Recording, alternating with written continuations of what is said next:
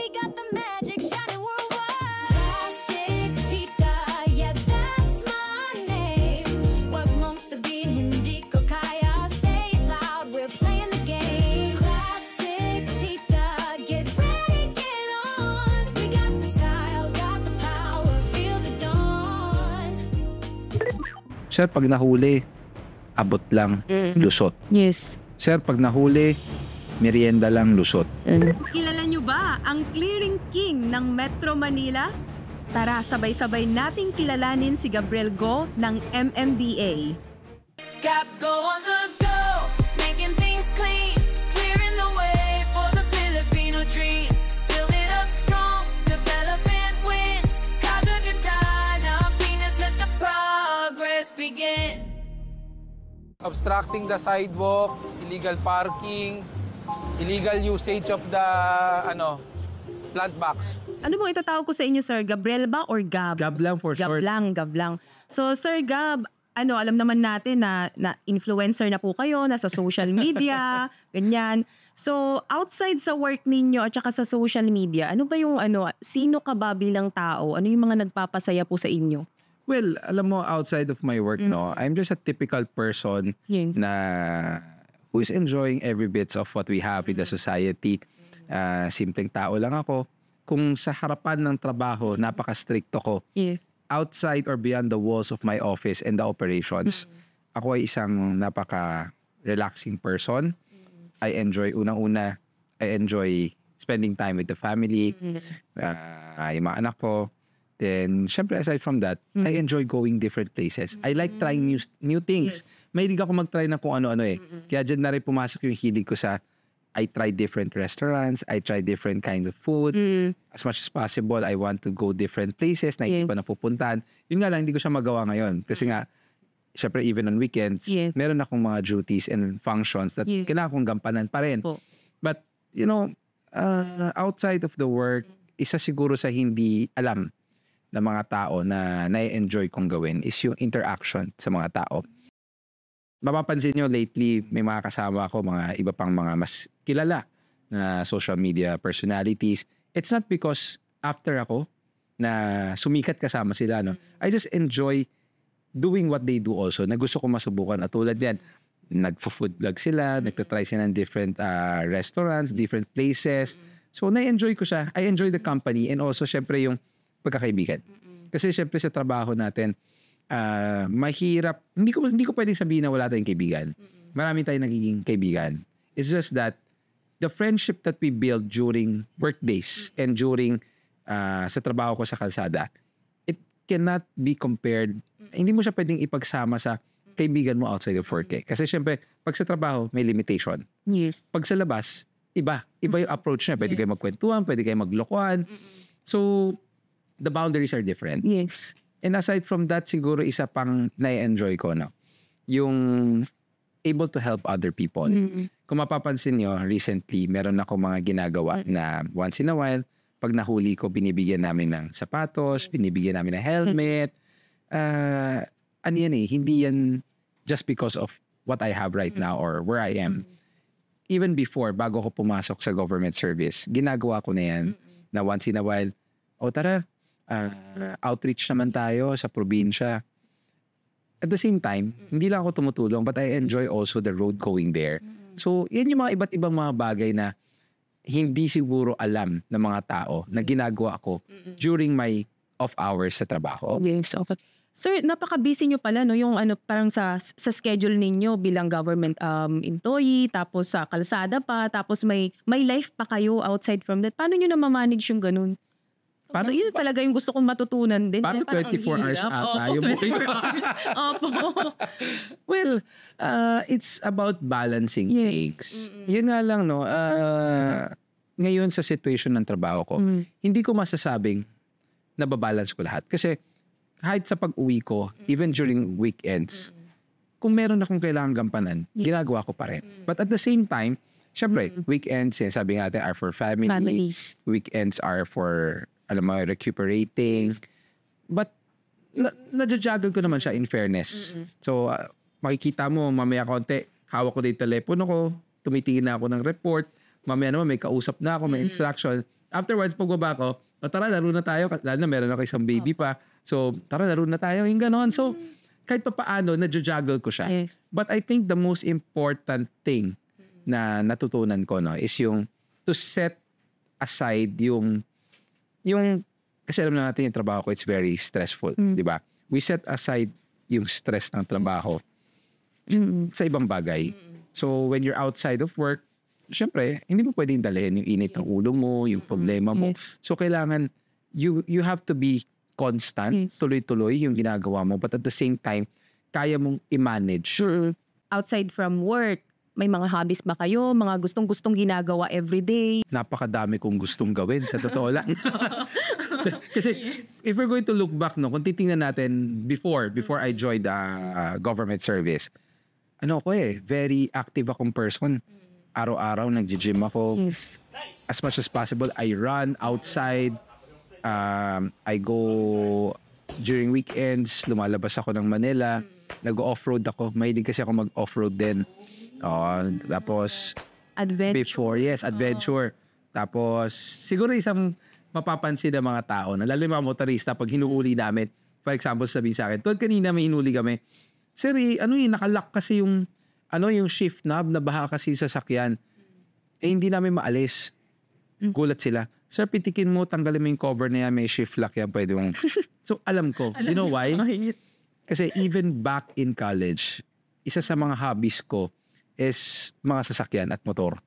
So, I used to race cars. Pero legal hindi street racing hindi street racing.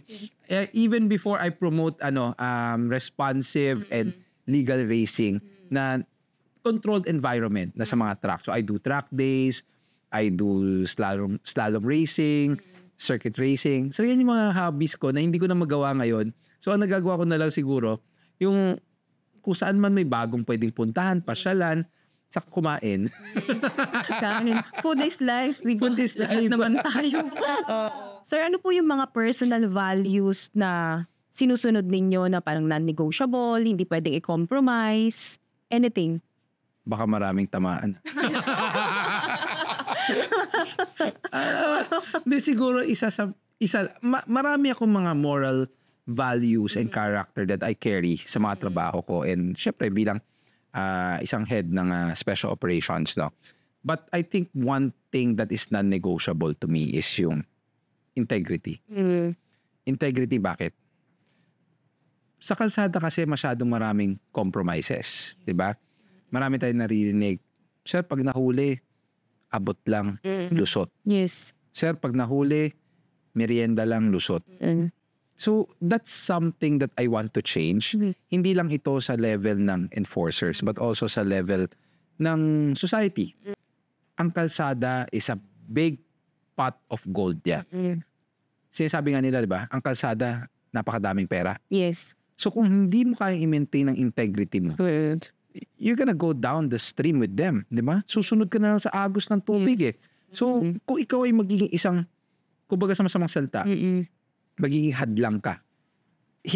Kumbaga ikaw ay magiging bato to stop that flow of water. Yes. Kahit pa paano, mapuputol or mababawasan natin yung mga maling nangyayari sa society or specifically sa kalsada. I even encountered simpleng towing lang.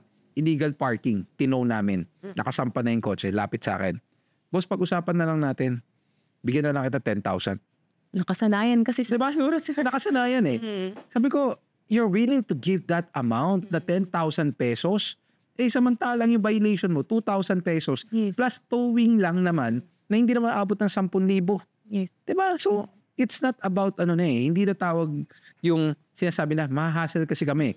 Kumbaga nakasanayan na natin, na feeling natin lahat na lang, we can escape it just because of money. Parang lagay mentality na nakasanayan ng mga Pilipino, parang nakakalungkot din, parang nakakapanibago nga, sir. Kaya siguro, parang sa amin na, siguro nag-uumpisa din sa mga millennial to Gen Z na ayaw na nila ng una-una corruption, Correct. sir. Ayaw na nila yan. So, kung nung nakikita nila yung mga pinopost ninyo sa social media, talagang satisfying. Kasi parang at least may nakikita kaming leader from the government na gumagawa ng tama. Alam mo, madagdag ko na, yung integrity na yan, it's a very simple word, Yes. di ba? Pero napakahirap i-maintain yan. Now it's 2025. Imagine mo, no, back 20 or 30 years ago, Yes. back in 2004, back in 1990s, everything is run by values. Imagine mo, simple na lang. Yung value na lang ng pagpo at opo. Di ba? Ang mga bata ngayon, wala nang na. po at opo. Yes. Hindi na nagmamano. Wala na. Wala nang mano. They don't respect the time. Yes. They don't respect, I mean, mga magulang natin before, lalo na yung mga lolo at lola natin. Pag sinabing kain, aba, Kahit anong ulam. hindi lang yon. Walang, nung time na yung pager eh. Walang pager. Walang Nintendo. 'Di ba? Walang computer. Pag upo, kain. Ngayon, pag sinabing kain, 30 minutes after hawak pa yung cellphone. So 'di ba, nawawalan tayo ng yung traditional values natin, which it connects to the integrity of those people who are serving the nation. Kung wala po kayo sa MMDA, sir, ano kaya ang naging career path ninyo? Ano kasi ako Consular and Diplomatic Affairs graduate ako. So more on international relations, capacity building of people, social responsiveness. Unang-unang trabaho ko, non-government organization. So sa NGO ako, tumutulong sa mga tao, pag nabaha, tumutulong kami. Every Christmas, meron kaming, hindi ko na maalala ang tawag namin, basta every Christmas may pinamimigay kami, libo-libong mga gift bags para sa mga tao. So I think that's something that I'll be working on kung wala man ako sa MMDA. A place where I'll be able to help more people, but at the same time, yung meron akong boses na pwede natin, for example, dito, connect na lang natin sa trabaho ngayon. Yes. Dito, may illegal vendor. Ang problema, walang kapasidad magbayad. Siyempre, kailangan maghanap buhay. Sige, gawan natin ng lugar na merong isang lugar na pwede natin ilagay yung mga vendors dyan. Bigyan natin sila ng tamang pwesto para makapaghanap buhay. But at the same time, yung kalsada, clear. Clear. Diba? So, Yes. I want a direction or probably that will be my path na career. Yes. Yung makakatulong ako sa society at the same time, I can make a difference to the people. Sir, I want to dig deeper kasi sabi nyo, di ba, parang nag-graduate kayo ng ganito, NGO kayo dati. Meron po ba kayong background na halimbawa, tinuro halimbawa ng mga magulang ninyo or nagpa-public service din ba yung mga magulang ninyo kahit sa NGO or Wala. wala?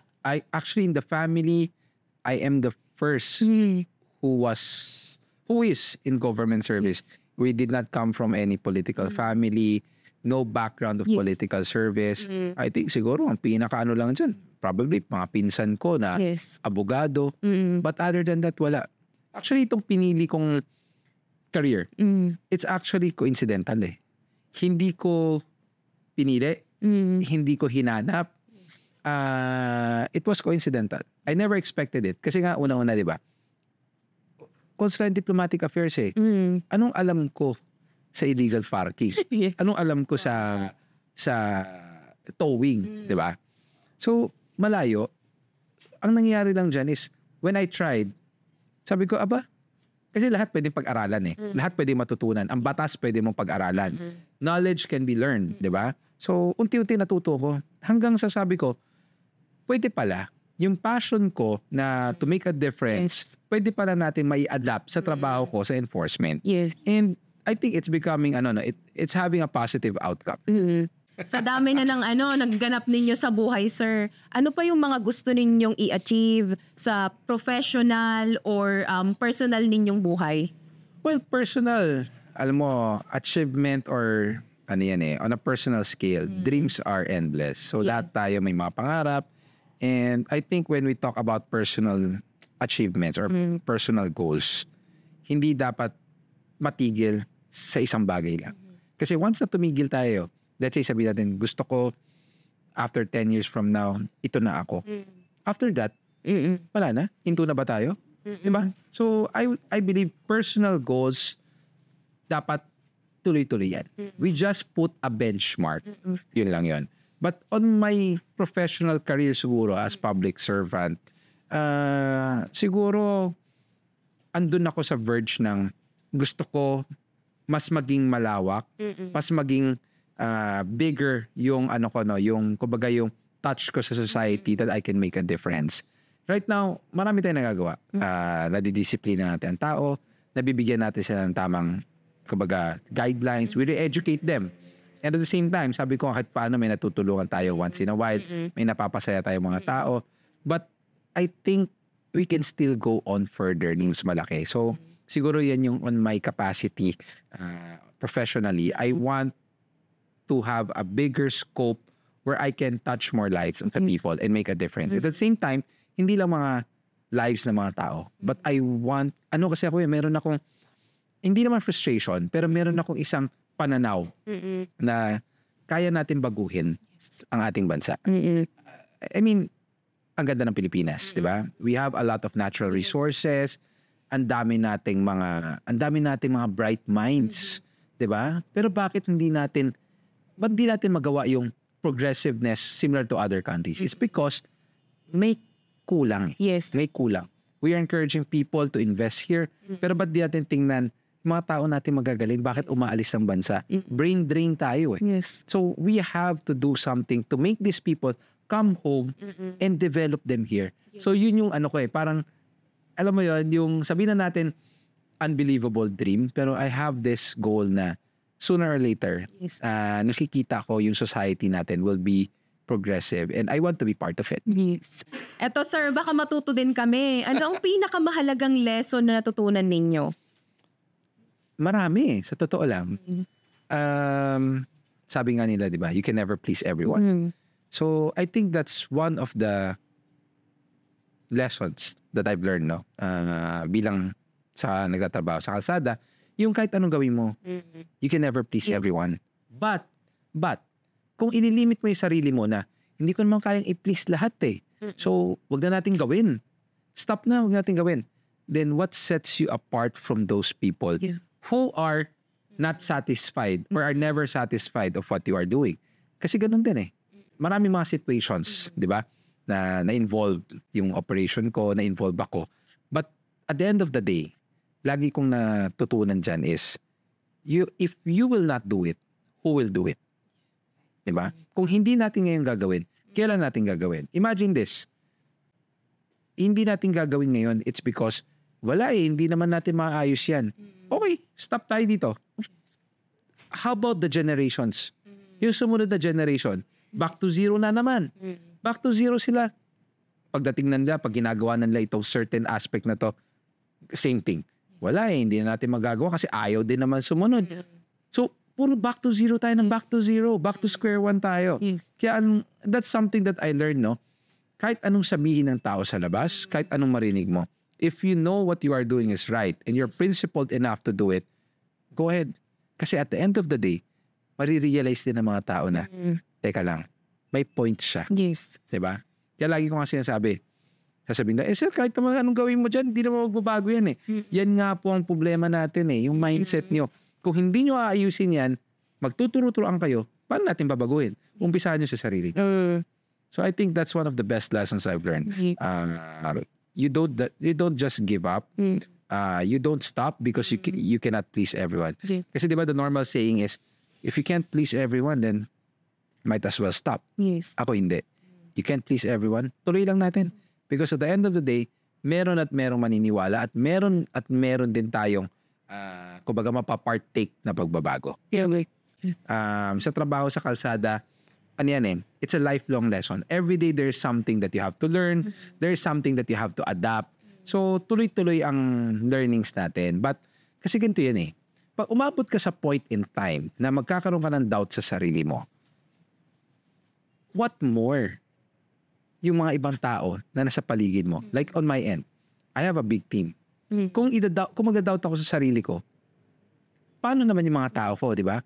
Kasi hindi lang ako isang figure as a public figure outside eh. I have to lead by example. And kung ano nakikita ng mga tao ko, kailangan ganun din ako sa kanila at ganun din sila sa akin.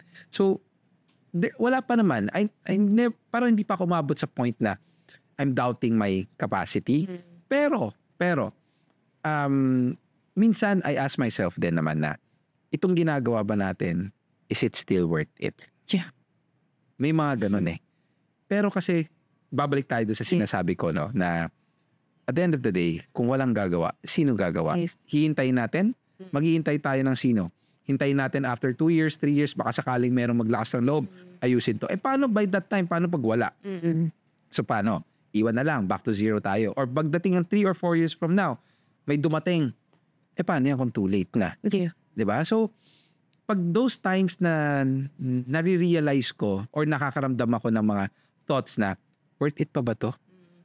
Doon ako bumabalik. Mabalik. Bumabalik ako doon sa iniisip ko na, kung hindi ko gagawin to, sinong gagawa? I'm not saying na walang may kayang gumawa nung ginagawa ko ngayon. There are a lot of people who can do what I'm doing. Pero yun nga we were given this chance. We are given this opportunity. So take advantage of it. Gawin na natin ngayon. Baka sakali, Yes. 'di ba? May magawa tayong pagbabago. Yes. At saka dyan din magdidepende yung mga sa next generation, halimbawa mga anak natin, mga kapatid natin na nakakabata. Kapag nakikita nila na maganda yung ginagawa ng mga adult, yun yung magiging parang inspiration nila at motivation nila to do something good din. Actually, yan yung isa sa mga naging nakita ko, no, na magandang naging outcome is yung image that I was able to establish outside. It resonated not only to those in the 30s, 40s, 50s, hindi. Umabot tayo to the level, even grade school. Even grade school. So ngayon, dati, pag sinabi mong clearing operation, linisin ang kalsada, illegal parking, walang madaanan ng tao, sasabihin sa'yo ng mga high school, saka ng mga college. So what? Yeah. Diba? So, o di maglalakad ako sa kalsada. Walang maparkingan. O I'll just call my driver to drop me off. O diba? Yung mga ganon. O tago mo to. Patikita mo na lang ng ano to. Ng tsinelas lang. Bigyan ko lang ng bago helmet yung bata. Nakaulit tayo, nagkaroon pa tayo ng helmet. Tough guys wear pink. Diba? Subukan natin. Oh, yan no. Ano ang guilty pleasure po ninyo? Nako, malalaman ng mga tao, hindi lang ako mahilig kumain. Mahilig din ako magluto. Ano paborito nyong iluto? Sir? Alam mo, Specialty? Hindi, kasi ganito yan. Bakit sinabi ko yung pagluluto? Way back, kung tinignan nyo yung social media ko, back in college, I was 226 pounds. 226 pounds ako. Pero, what made me decide to be on a healthier lifestyle? Wala naman akong sakit eh. Wala akong naramdaman even in college kahit na malaki ako eh. Na-adapt ko yung pag-lose ng weight, hindi lang about exercise, luto. And we can enjoy those food. Kasi pag sabi diet ako eh, walang lasa. Hindi totoo.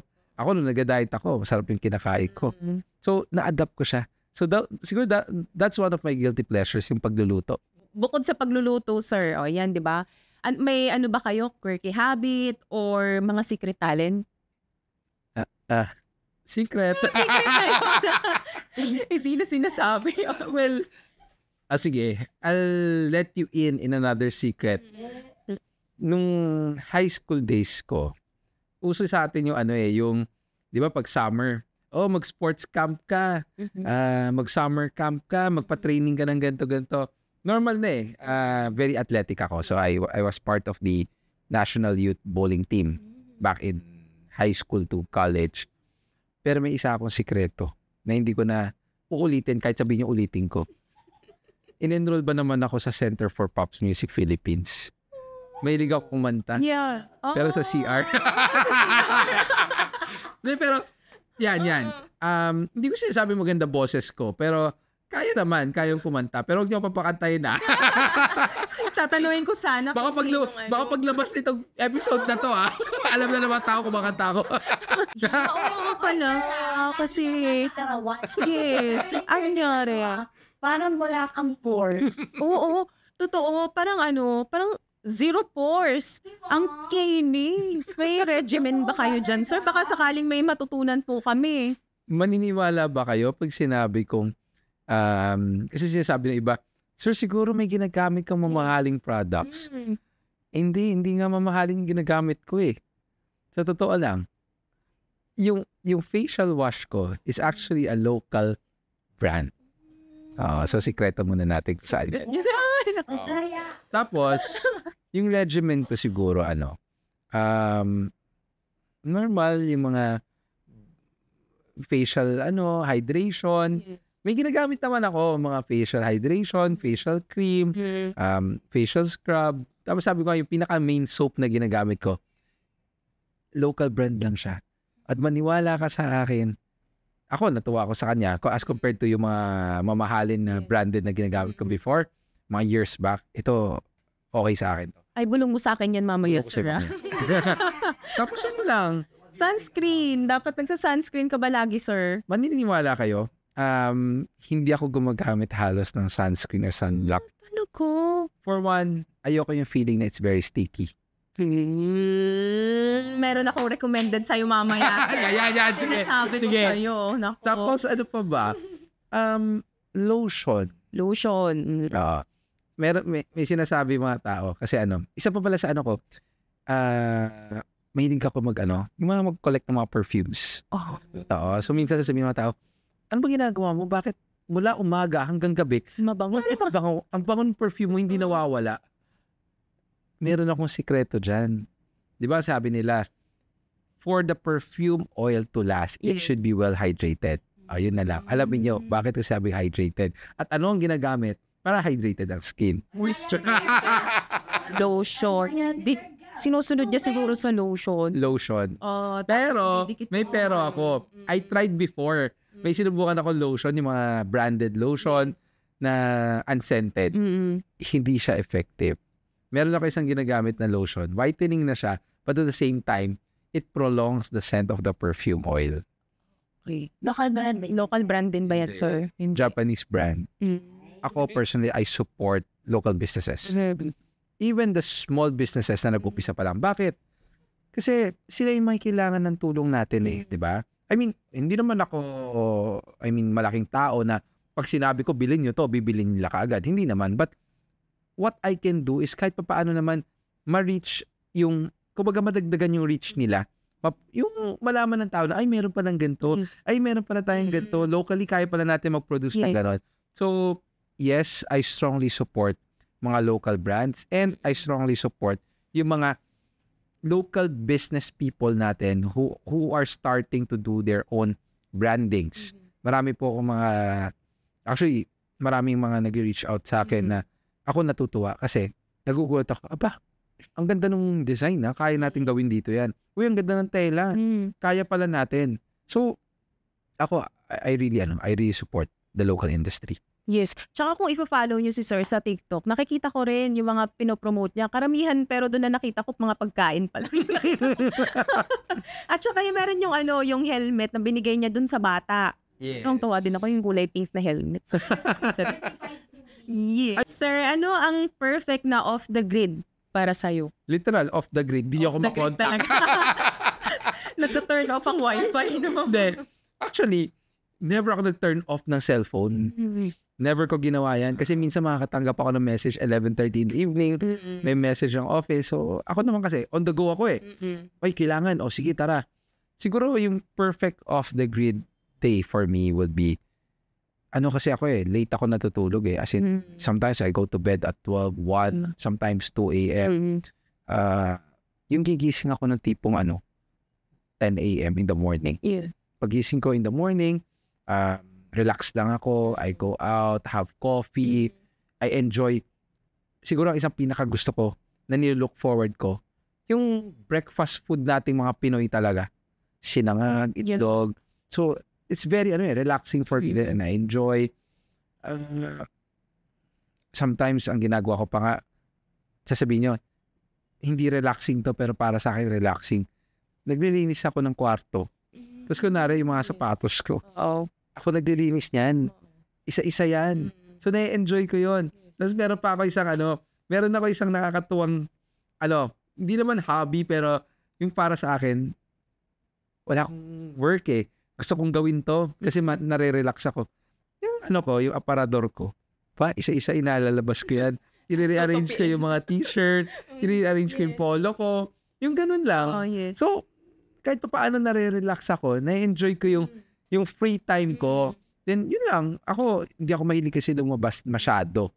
pag lumabas man ako, I want outside of Manila, Yes. yung Cavite, Batangas, yung mga ganon. Pero pag sa Manila lang ako, lalo na ngayon, bahay lang. As in, relax ako. Pag kailangan ko bumili ng Parang yun something, yung me time mo. So, yes. Tapos ano makikita mo, biglang may kailangan bilhin sa 7-Eleven, naka-shorts lang ako, naka-t-shirt, naka-chinelas. Kaya please lang po pag nakita niyo ako, half body lang picture. Pang ID lang na Pang ID picture. lang, ID picture. One by one. Yes. Actually, nakaka-relax din eh. Parang habang ginagawa mo, nag-iisip ka rin. Tapos parang nag-clear yung mind. Yes, totoo yan. Nakakatuwa. Kasi hindi mo pa kailangan gumastos sa mga simpleng bagay na ganun. Tapos malinis pa bahay. Tapos yung pagtapos, no, titingin ka dun sa kusina, uy, merong pansit canton. May kasamang itlog na Pansit boiled. Ay, meron ako dyan. Pansit canton, di ba? Tapos boiled egg. Yes. Sa akin may corned beef. Ano yung ginisa mo yun, sir? Yung pancit canton, tapos kasama ng corned beef? Yes. Kasi nung college ako, sabi nga nila, di ba, yung mga pagkain na nagtitipid, pero Yes. gusto mo masarap-sarap. Akit ako sa LRT station sa Taft, order ako ng pancit canton, 2 pack, Yes. tas itlog, Oo. at tapos mamimili ka, gusto mo ba ng meatloaf, gusto mo ba ng corned beef. So, na-miss ko yung mga ganong buhay ko before sa Taft. Yes. Sabi ko nga, sarap ng buhay before. Wala kang iniisip, isipin mo lang, pag malilate ka na sa klase, o kaya pag hindi ka pumasok, lagot ka sa magulang mo, yung mga ganon. Ngayon ang iniisip ko, problema na po Metro Manila. Problema ng kalsada. Whether in work or in your personal life, sir, ano yung legacy na gusto ninyong iwan? Siguro yung image that hindi lahat ng public servants are for the interest of their personal gains. And hindi lahat ng public servants are there just to implement what the law says. Kasi nga sinasabi natin, the law is harsh, but the implementer has a heart. So yun yung gusto ko maiwan na legacy na kaya nating ayusin ang problema natin. But at the same time, we have the heart for the people. Kaya nga, unti-unti, ang ginagawa ko, implement natin. Oo, sige, sabi natin, clearing, medyo harsh yan. Pero at the end of the day, as much as possible, humahanap ako ng mga paraan na kahit papaano matulungan tong mga taong, walang pwestong maayos, very basic na lang yan mga nagmumotor na kababayan natin. Sir, wala po kasi kaming budget pang maayos na helmet. Ibibili ko na ng gatas ng anak ko. To those people who are trying to make ends meet on a day-to-day basis. So siguro that's one legacy that I want to leave. Na makita nila bilang serbisyo publiko. It's not just about implementing what is stated on a piece of paper. Kasi yung pagbabago sa isang bansa or pagbabago sa society natin, it cannot be just embedded in a piece of paper or a piece of or a thick pamphlet, 'di ba? Kasi laws are there, rules and regulations are there, but paano mo i-implement yan kung yung mga tao hindi nila naiintindihan? And Yes. emotionally, mentally, at sa puso, hindi nila matanggap. Diba? So that's one thing that I want to leave yung mga tao na nandyan na we serve for the people, but at the end of the day, we serve with the heart. Hanggang sa susunod, stay safe, stay clear, at huwag kakalimutang mag-follow sa tamang lanes sa kalsada man o sa buhay. We got the magic shot.